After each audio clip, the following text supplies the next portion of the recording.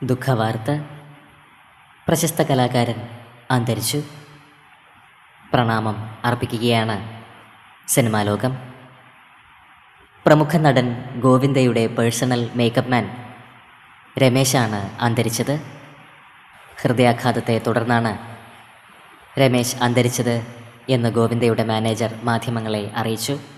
30 വർഷക്കാലം ഗോവിന്ദയോടൊപ്പം പ്രവർത്തിച്ച കലാകാരനാണ് രമേശ്.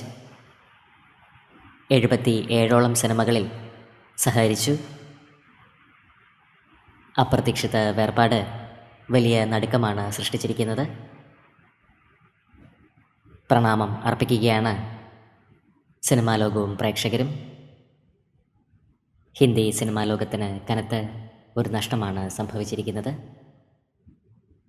രമേശിൻ്റെ ആത്മാവിന് നിത്യശാന്തി ലഭിക്കട്ടെ എന്ന് നമുക്ക് പ്രാർത്ഥിക്കാം.